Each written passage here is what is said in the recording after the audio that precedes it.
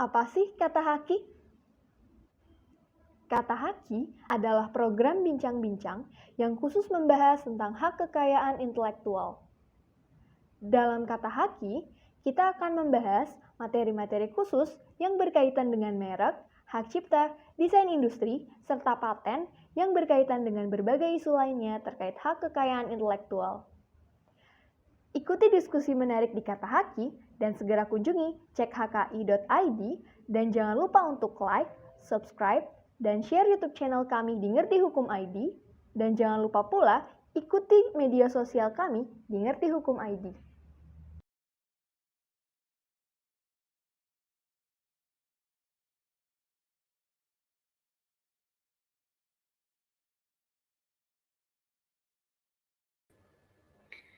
Oke.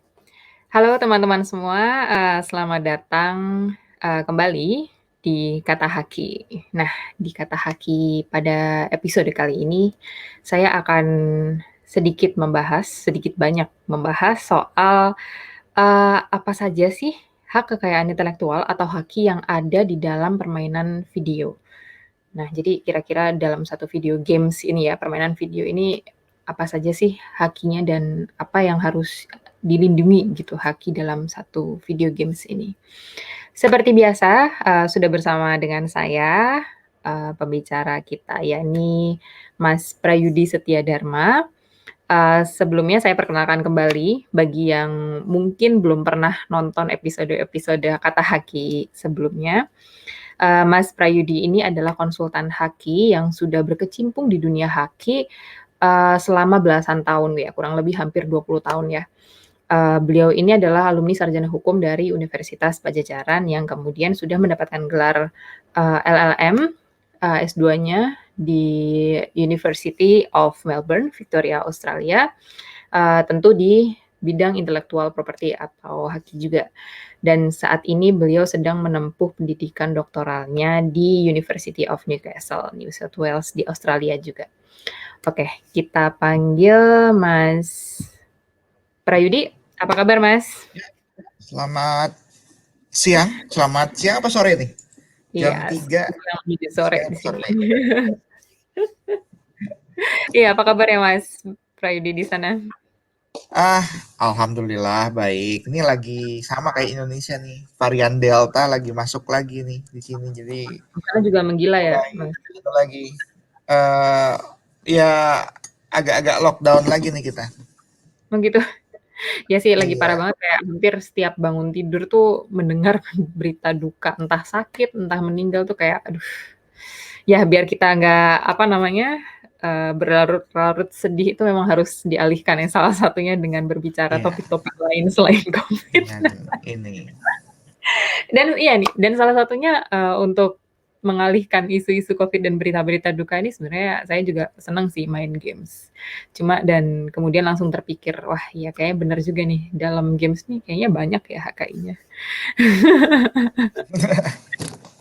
Ya Dan kalau untuk kalau main dibahas sih kalau main sih nggak apa-apa Mbak, asal jangan ini, asal mainnya bikin bukan games game gitu ya. bajakan. Oh Ah, iya, bener banget ini. kalau Memang baru game tahapan main nggak apa-apa. tapi memang mahal sih ya games ori itu, menggoda sih sebenarnya untuk beli bajakan. Cuma kayak kalau nginget aspek-aspek apa yang dilindungi itu kayak jadi nggak tega gitu mau beli yang Ya bajakan. kan tergantung. Ada yang mahal, ada yang murah. Kalau game-game apa ori yang di apps-apps itu kan nggak terlalu mahal lah. Iya dan ada yang free juga Kalau ya. kalau yang di Oke. HP banyak yang free. Paling biasanya mereka pinter. Biasanya tuh caranya itu kalau download dan mainnya free, tapi nanti kalau mau naik level atau mau Iya cepat betul. gitu, ya inilah Betul betul. gitu. Iya. Ada bayar-bayarnya. Heeh heeh. Tapi kalau Mungkin ada juga um, game-game yang memang memang apa apalagi kalau game-game yang bukan itu buat yang di biasa HP ya, yang di desktop gitu, ya memang sejumlah game masih cukup mahal lah Iya betul. Betul sih. harganya gitu. Saya merasakan. Tapi demi Iya. kewarasan. Oke, ya sebelum, jauh kita membahas dari isi game itu, mungkin bisa dikenalin sedikit Mas Prayudi soal ya konsep HKI dan kemudian juga apa saja sih HKI yang terkandung dalam video games yang harus dilindungi Dalam video kayak gitu, Mas Prayudi. Silakan, Mas. Ya. Mhm. Nah, sebenarnya ini kalau video games ini menariknya apa? Karena di undang-undang hak cipta sendiri, jadi kalau kita lihat ini sebagai suatu karya ekspresi yang berada di bidang artistik, ini memang masuknya di masuknya itu di perlindungan hak cipta. Jadi berada di bawah Undang-Undang Nomor 28 Tahun 2014 tentang hak cipta. Nah, tapi di perlindungan hak cipta sendiri ini kita sebenarnya melihat kategorinya meskipun secara khusus ada. Jadi sebagai subject matter dari perlindungan hak cipta itu salah satunya adalah permainan video atau video games, gitu kan. Tapi di sisi lain juga ada yang namanya program komputer. Karena kan pada dasarnya video games ini program komputer sebenarnya. Jadi itu komputer program yang membuat aplikasi itu bisa dimainkan, bisa dipergunakan, dan penggunaannya adalah dengan melalui suatu permainan. Nah, tapi game ini kalau menurut saya, kalau dari pandangan saya, juga dia memiliki kekhasan, keunikan yang membuat dimensi hakinya menjadi cukup variatif gitu. Tidak cuma hanya dari segi, jadi kan saya bilang ya jangan main game bajakan ya, mainnya game yang di-download diunduh asli gitu. Tapi aspek perlindungan haki dari game ini sendiri juga tidak sesederhana itu, nggak cuma sekedar membajak terus kemudian menduplikasi. Kalau dulu tuh orang zaman-zaman sebelum awareness tentang hak ini masih banyak banget orang yang buka kios untuk menjual game bajakan gitu, atau malah nanti jualan buat cheatnya gitu ya, buat ngakalinnya ya. Jadi udah gamenya bajakan, mainnya ngakalin pula itu yang kita berlapis-lapis, dan itu ngakalinya juga dengan pelanggaran haki juga. Nah, tapi tidak hanya sekedar di situ saja gitu. Nah, kalau kita lihat dari perspektifnya game maker atau pembuat game, itu banyak sebenarnya aspek haki yang saling bertautan di game. Pertama, yang jelas pasti yang namanya permainan video atau video game itu ada yang disebut dengan gameplay. Gameplay itu kan skenarionya ibaratnya ya. Jadi misalnya ini ceritanya nih ngapain sih, game ini ngapain gitu. Dari mulai yang paling sederhana sampai yang kompleks itu kan pasti ada gameplaynya. Intinya tuh game ini ngapain gitu. Apa misi yang harus dituntaskan oleh si pemain game ini untuk mendapatkan result yang diinginkan, untuk menang lah istilahnya. Kalau gitu untuk menang tuh mesti ngapain, harus melakukan apa, harus mengalahkan siapa, tahapannya apa aja, stage-nya ada apa aja. Ini kan sesuatu yang inherent dengan permainan video ya, dan ini ada cerita di situ gitu. Pasti ada gameplaynya, ada skenario-nya, ada skripnya. Ya gitu. Jadi misalnya, ini misalnya kita game tentang, kalau kita kalau kita melihat ke game-game yang kompleks lah, misalnya seperti Final Fantasy misalnya kan, yang sampai berjilid-jilid, Resident Evil gitu yang sampai diangkat film gitu kan asal mulanya video game itu. Nanti ada karakternya siapa aja. Kalau zaman klasik dulu, kalau zaman saya masih sekolah dulu, ada yang namanya Double Dragon, Mortal Kombat gitu kan, Street Fighter itu meskipun storyline-nya cuma dia bertarung antaranya, itu tetap aja ada karakterisasinya. Misalnya konsep-konsep permainannya, kalau karakter ini kekuatannya apa, kemampuan bela dirinya apa, senjatanya apa, lawan musuh ini, itu kan semua ada ininya, ada karakterisasinya. Nah, karakterisasi ini juga merupakan suatu aspek perlindungan haki sendiri, aspek objek perlindungan haki tersendiri. Jadi ya harus dipastikan juga bahwa pada saat game ini diproduksi, aspek-aspek elemen-elemen dari video game ini juga sudah disecure kepemilikan hakinya gitu. Jadi misalnya kalau kita bikin video game, kita nyewa orang untuk kita meng-hire orang untuk membuat skripnya, nanti baru diterjemahkan ke dalam permainan.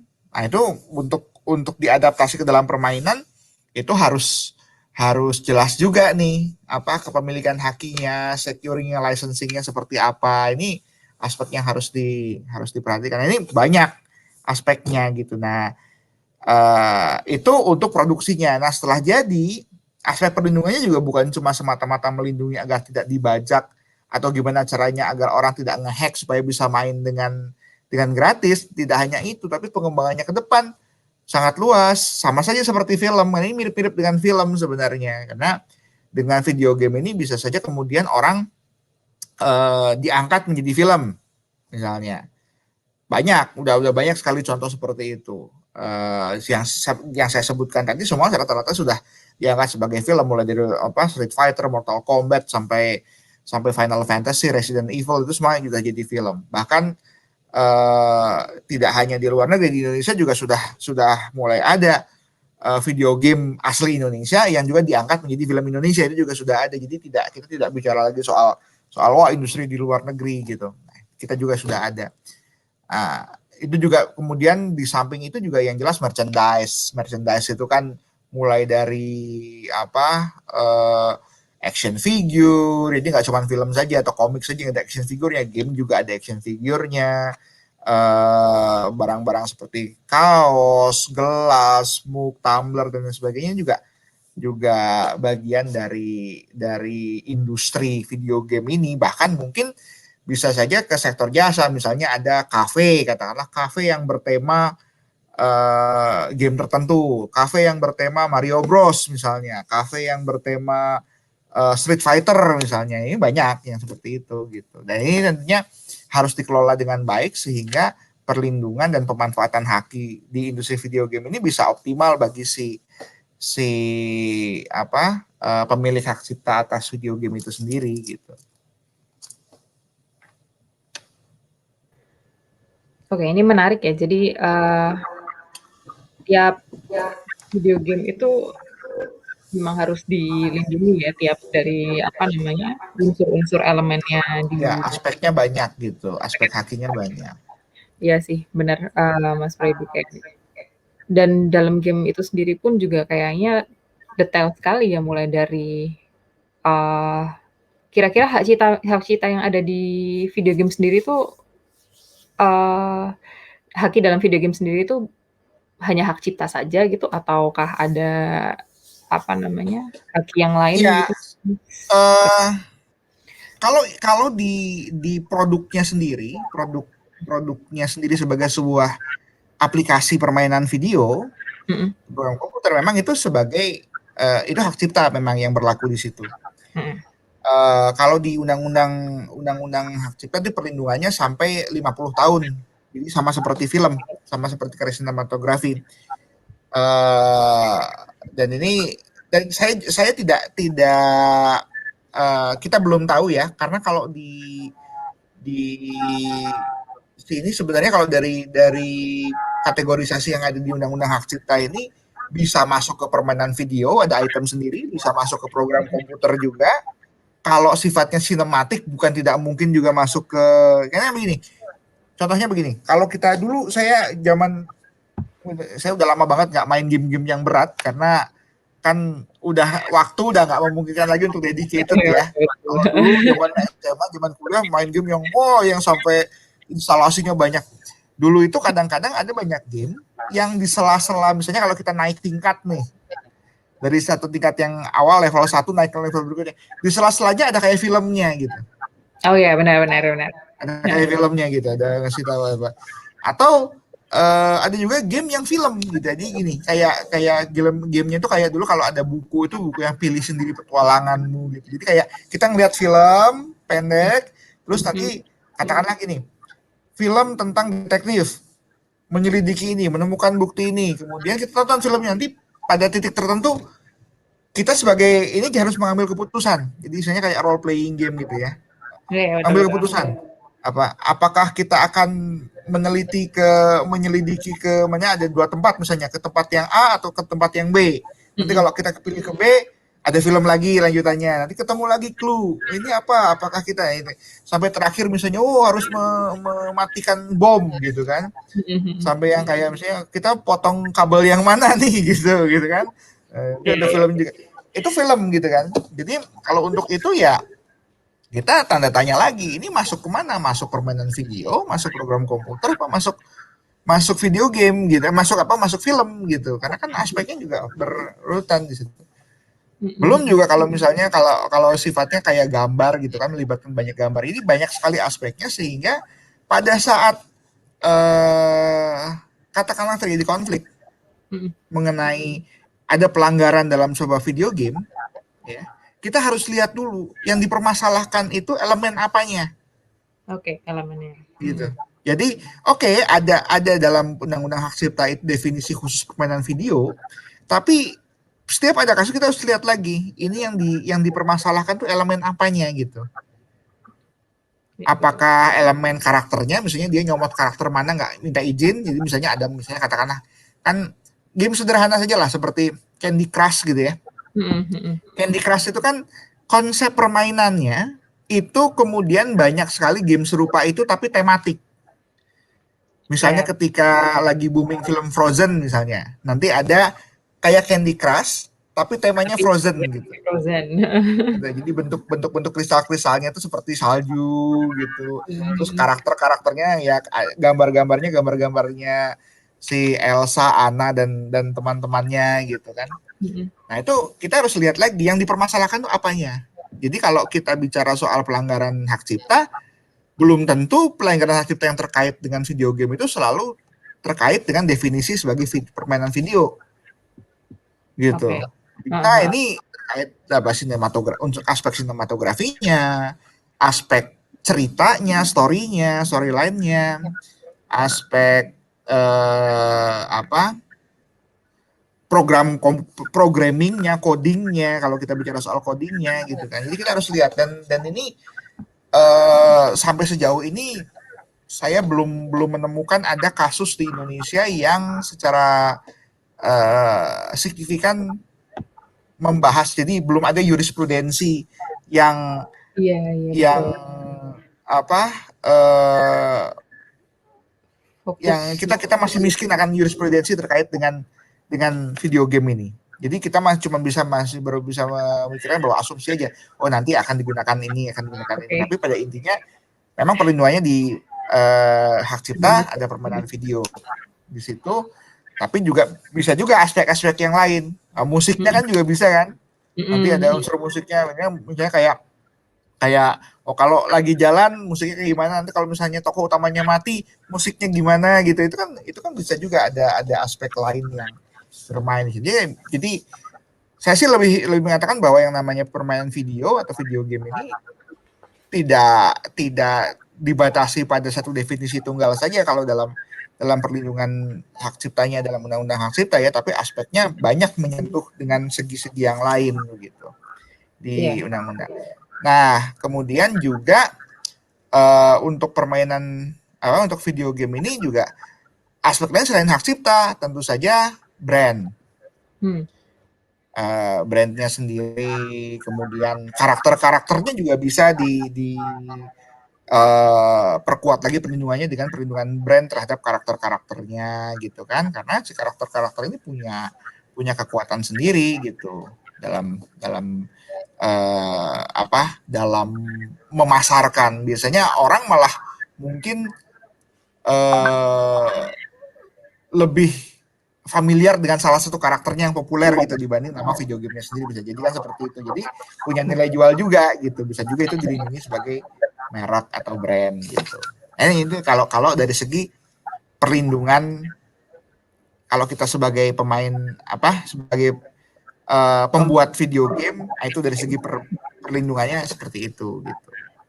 Oke, iya jadi harus dilihat per elemennya tadi ya itu yang saya mau Iya, tanya ke Mas Prayudi itu kira-kira, di Indonesia tuh sudah ada aturan khusus nggak sih untuk apa namanya, mengatur perlindungan ini? Karena kalau saya lihat tuh kayak, eee, ya masih diasumsikan ya, jadi kalau misalnya di iya, dalam game itu ada video, berarti masuknya ke ranah yang sinematografi perlindungannya, kayak gitu-gitu ya. iya, Kalau ada iya. yang soal Jadi musik gitu. kita harus Gim lihat ini aspek apanya sih sebenarnya yang dilanggar gitu. Ya tidak selama Oke. kalau ya mungkin kalau karya lain yang lebih simple bisa lebih lebih straightforward gitu. Misalnya kalau orang Mhm. bajak buku ya udah ya buku aja ya bukunya gitu kan seperti yang dilanggar gitu kan ceritanya gitu. Orang orang mengadaptasi buku jadi film tanpa izin atau make lagu orang buat iklan tanpa izin ya udah itu pelanggaran terhadap lagunya gitu. Tapi kalau video game Mhm. itu kompleks Jadi karena kayak bisa ini bundling terkait-terkait ya gitu. berbagai macam seperti mirip seperti film bahkan mungkin lebih kompleks lagi daripada film karena kalau film kan tidak ada gameplay. Jadi itu Ya, hanya kalau film kan satu arah saja tidak ada interaktifnya. mhm. Nah, yang memungkinkan dia interaktif ini yang kemudian kemudian menjadi bahkan bahkan ada konsep juga lama-lama orang memadukan antara video game dengan film. Mhm. Jadi ke depan ini sudah mulai ada saya pernah pernah membaca bahwa orang sudah mulai memikirkan bagaimana nanti film itu interaktif. Oke, ya jadi bikin Jadi orang, jadi apa ya, kayak fokus gitu jadinya kan.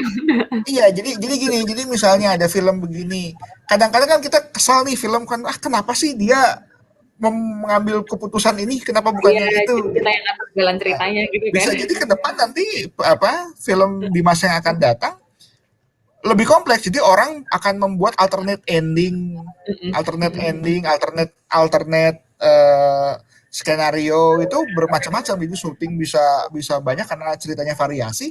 Nanti penonton itu bisa menonton sesuai dengan ending yang dia pilih gitu. Mhm, mhm. Kan bisa jadi bioskop mungkin nanti mungkin bukan dengan bioskop ya tapi misalnya ditonton dengan perangkat virtual reality Mhm. Wah, gitu kalau kan kayak atau gitu mungkin ya dengan perangkat virtual reality penonton bisa juga dia terlibat sebagai pemain dalam film bisa saja kan gitu ya betul interaksi betul. pengembangannya ke depan gitu loh jadi ini aspek-aspek video game ini banyak sekali kemungkinan pengembangan teknologi ke depan. Nah kembali lagi nah misalnya tadi saya bicara soal soal brand ya soal karakter teknologinya juga bisa paten. Oh, iya iya iya, teknologinya. Ya kalau dulu alat permainan kita main video game itu kan ya kalau zamannya dulu Atari namanya ya, Iya, Atari apa-apa gitu, itu pakai joystick yang cuma ya satu ini aja kira. Terus kalau mulai masuk ke Nintendo, Sega mulai pakai yang apa?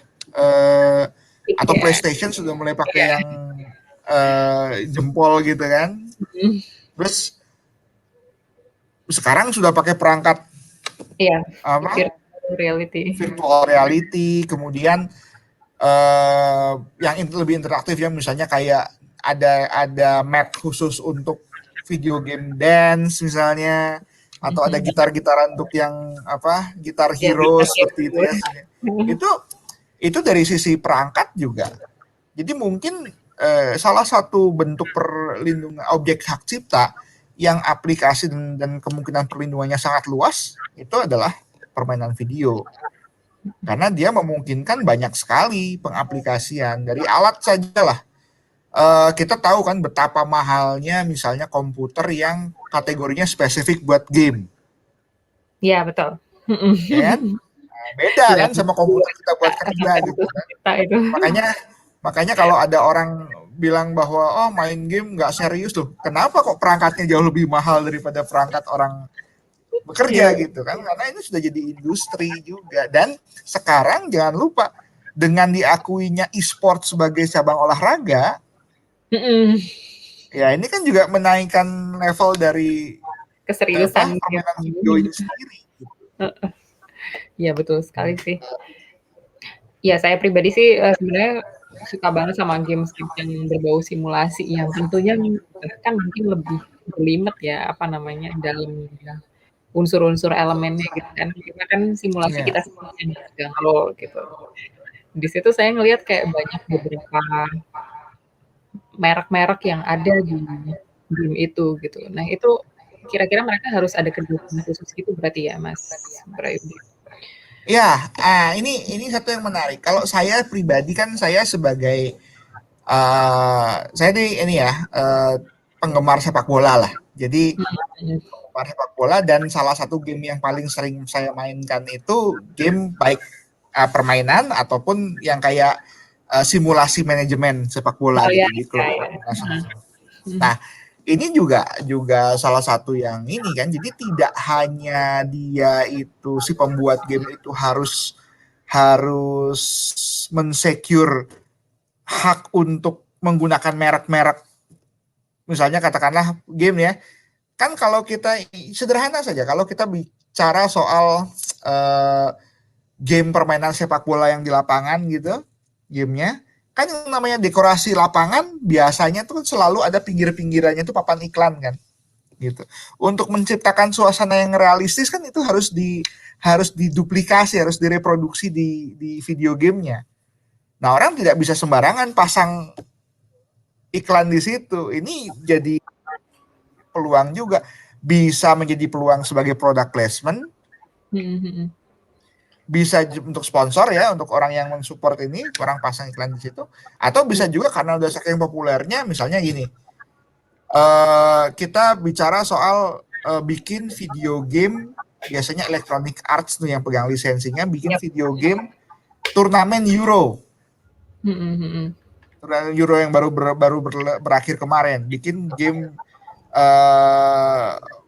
football untuk turnamen Euro, khusus temanya turnamen Euro.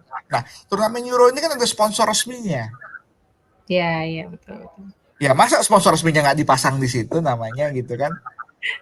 Nanti konfliknya nggak dia, berarti dia nggak boleh terima sponsor dari yang lain kan, si video game ini. Ini kompleks sekali yang harus di ini kan. Dan bukan hanya itu saja, bukan hanya brand saja, tapi juga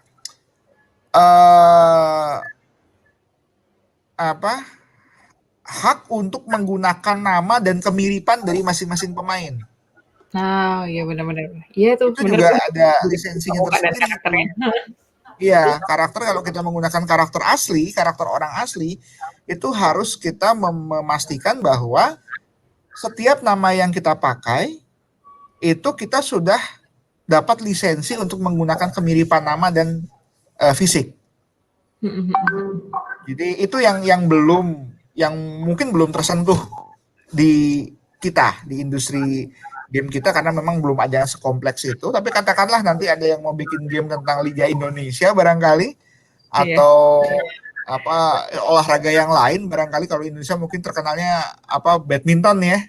Barangkali nanti ada game mungkin ada industri Indonesia yang bikin game tentang badminton gitu, pakai yang interaktif.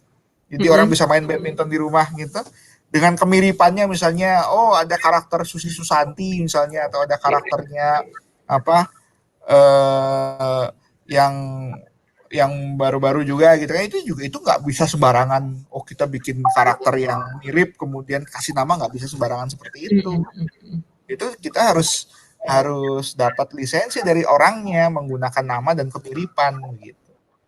Oke, itu tadi Makanya ini banyak kalau di game-game seperti itu, kalau dia nggak dapat, dia akan pakai nama yang beda tapi dimirip-miripin. Itu nggak apa-apa ya kalau kayak gitu? Itu nggak apa-apa. Yang penting jadi bentuknya mirip gitu kan, warnanya mirip. Misal penempatan kayak misalnya baju nih ya, baju desain mirip gitu kan, cuma logonya gitu. Terus namanya kayak ini ya, kayak game yang contoh saja, game Football Manager aja yang sekarang, kemungkinan dia tidak mendapatkan lisensi. Kalau saya lihat tidak mendapatkan lisensi dari klub Italia Juventus. Oke. Jadi untuk klub Juventus di situ namanya Zebra FC. Tapi ini ya bentuknya sama kayak Juventus gitu ya, belang-belang hitam putih. Ya, artinya kaosnya ya belang hitam putih, ditulisnya Zebra FC gitu. Zebra FC. Oke. Nah, nama pemainnya Juventus semua. Nah, mungkin untuk pemain-pemainnya masing-masing dia dapat lisensinya, tapi klubnya sendiri nggak ngasih gitu. Oh gitu. Jadi seperti itu gitu kan. Jadi kan Juventus sekarang pemainnya ada Cristiano Ronaldo kan, ada namanya karakternya Cristiano Ronaldo ada, tapi tidak nama klubnya bukan Juventus, nama klubnya Zebra FC misalnya. Sama saja kan kita. Katakanlah misalnya nanti kalau bikin tentang Liga Indonesia, Persib nggak ngasih lisensi nih. Ya bisa aja mungkin PS Pangeran Biru. Barangkali seperti itu kan. Atau Maung Bandung gitu, atau Maung gitu, FC Maung gitu. Tapi warnanya biru gitu. Nah, bisa aja gitu. Oke, iya. Ini yang harus diperhatikan. Ini nggak bisa sembarangan, nggak bisa kita main, pakai aja lah gitu. Iya, ternyata harus ada prosesnya gitu kan ya, biar harus ada proses yang ditempuh. karakter atau suatu hal yang ada di dunia nyata itu bisa masuk ke gitu kan. Ya kayak misalnya kayak kan ada juga game yang misalnya simulasi, ada tuh game yang nggak practically dia nggak ngapa-ngapain, nggak ada goalsnya, menang nggak, tapi dia asik aja, orang suka kayak simulasi di jalan-jalan di kota gitu kan. Ya kayak bikin kota juga mungkin ya, itu kan gitu. Bangunan-bangunan. Nah itu kita kita harus pastikan dulu bahwa si kota itu tidak keberatan misalnya namanya dipakai gitu. Nah ya, terus misalnya di kota ada bangunannya McDonald's mungkin, gitu. ada Burger King gitu kan, dia nata-nata itu banyak aspek yang gitu. Nah itu aspek yang tidak secara jelas ada perlindungannya di Undang-Undang Hak Cipta kita, tapi bisa berpotensi membuat orang tidak suka dan menuntut. Ini yang masih tanda tanya, yang nanti akan menarik nih kalau sampai ke tahap itu, gimana gitu hukumnya. Itu kan menarik.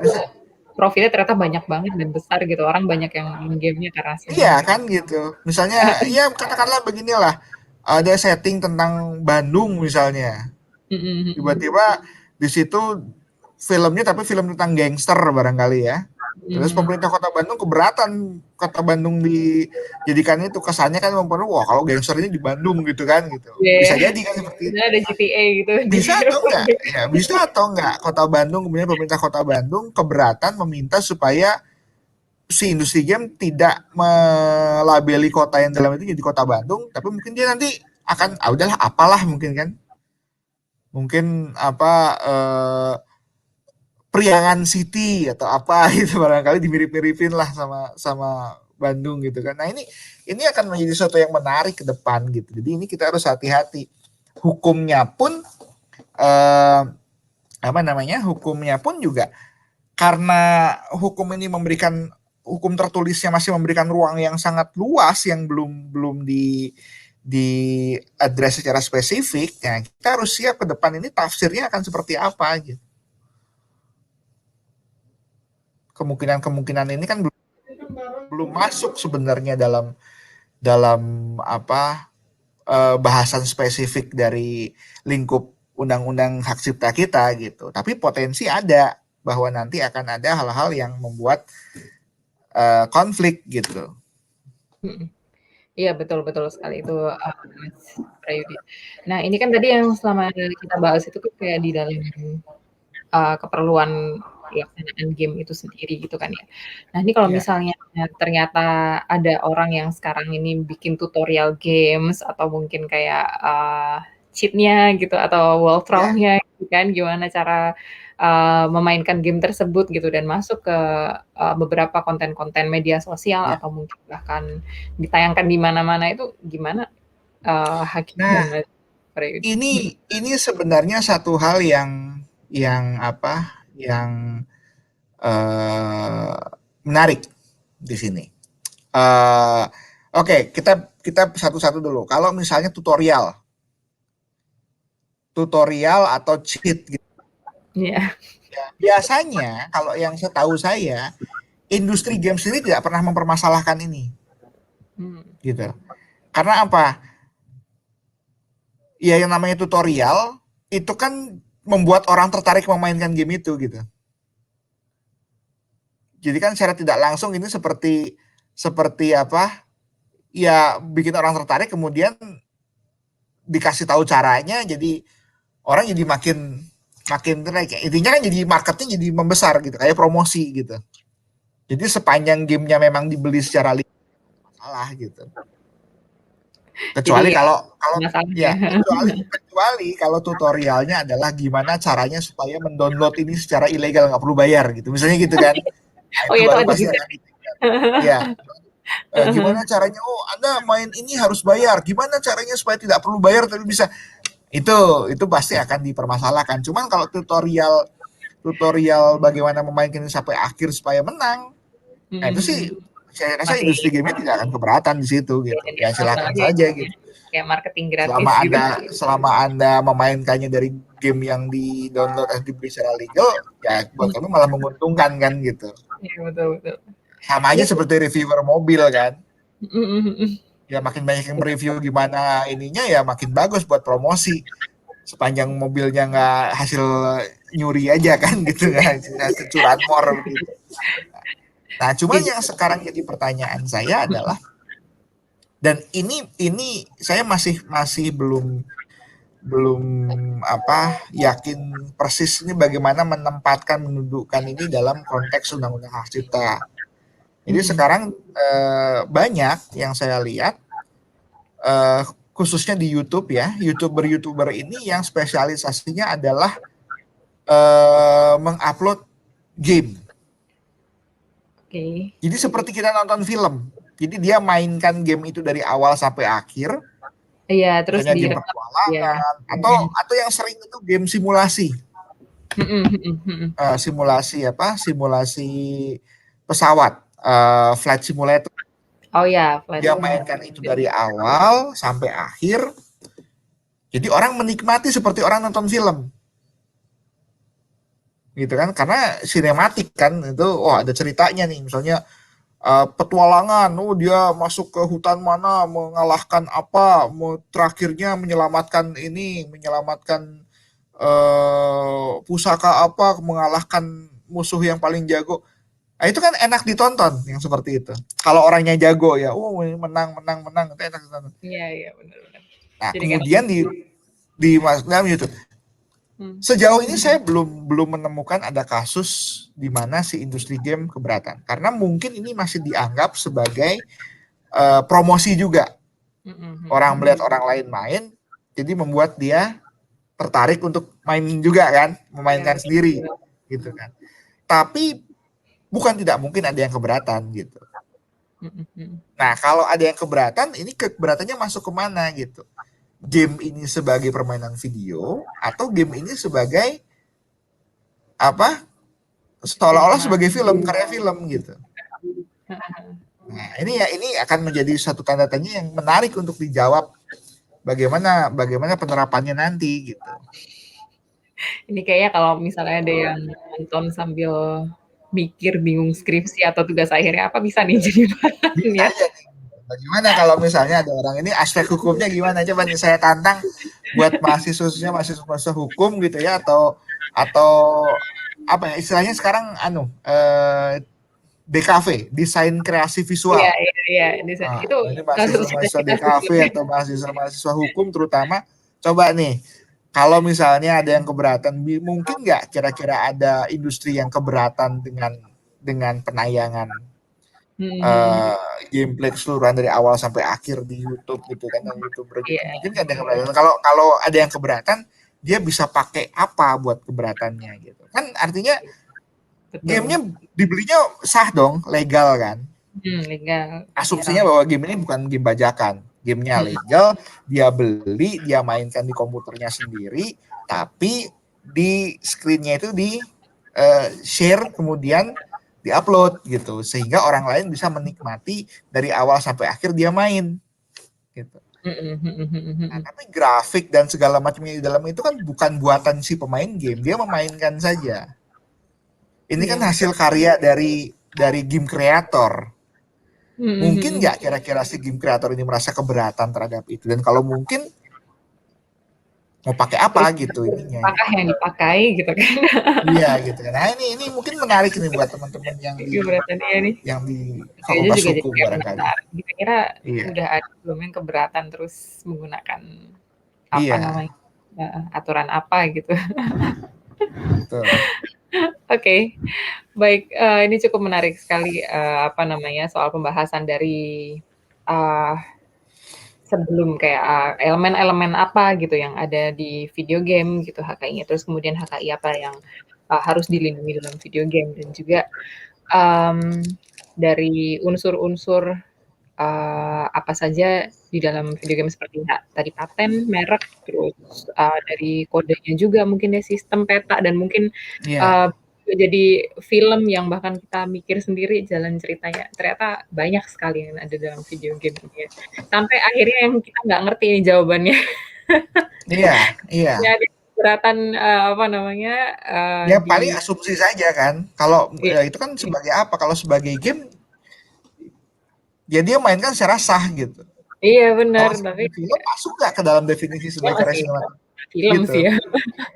Iya, Konten yang yang apa namanya, yang ada di film kan itu. Siapa tahu gitu kan iya, habis dia main ternyata videonya yang nonton banyak banget dan itu membawakan untung gitu ke si iya, YouTuber. betul. Iya gitu, mungkin sekian dulu bahasan kata Haki sore kali ini. Mungkin Mas Prayudi ada closing statement untuk video games kali ini, Hakinya? Eh, sebenarnya kalau untuk closing statement sih, ya itu tadi, artinya meskipun meskipun video game itu secara definitif ada di bawah perlindungan Undang-Undang Hak Cipta, Undang-Undang Nomor 28 Tahun 2014 tentang Hak Cipta sebagai permainan video, tapi elemen-elemen di dalamnya itu cukup cukup variatif, beragam, sehingga bisa kemungkinan ini aspeknya sangat luas, tidak hanya menyentuh eh, dalam definisinya sebagai permainan video saja. Ada aspek sinematografinya, ada aspek penceritaannya, ada aspek musikalnya, ada aspek eh, apa perlindungan terhadap image dan brandnya gitu. Jadi ini video game ini merupakan dari sudut pandang perspektif Haki, barangkali video game ini adalah salah satu bentuk bentuk objek Haki yang sangat kompleks dan sangat menarik untuk ditelusuri lebih lanjut, dan masih menyisakan banyak sekali pertanyaan tentang apa kemungkinan bagaimana nanti undang-undang hak cipta ini akan Melindungi apa menyikapi perkembangan ya, dalam dunia game ini. games. Oke. Menarik, dan sebenarnya sih kalau misalnya dikupas dan apa ya, dilihat satu-satu tuh kayaknya memang kurang sih ya, sesi di kata Haki bisa jadi materi kuliah sendiri nih. Saking banyaknya unsur nih kalau saya lihat kan dari tadi apa Iya. namanya, kayak masih kulit-kulitnya aja. Oke, tapi mungkin nggak apa-apa nih kalau misalnya teman-teman yang nonton di sini request gitu kan atau komen kayak mau dilanjutin nih bahas soal video game HKI-nya di mana gitu kan. Secara khusus nggak apa-apa, di komen aja, mungkin kita bisa menindaklanjuti untuk episode kata Haki selanjutnya. Oke, di sini saya mau ucapin terima kasih banyak ke Mas Prayudi sudah bersedia untuk memperkenalkan kita ada apa sih sebenarnya Haki di balik video games ini gitu kan. Ya.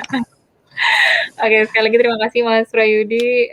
Semoga sehat selalu dan sampai jumpa di kata Haki selanjutnya. Dadah. Terima kasih. Ya.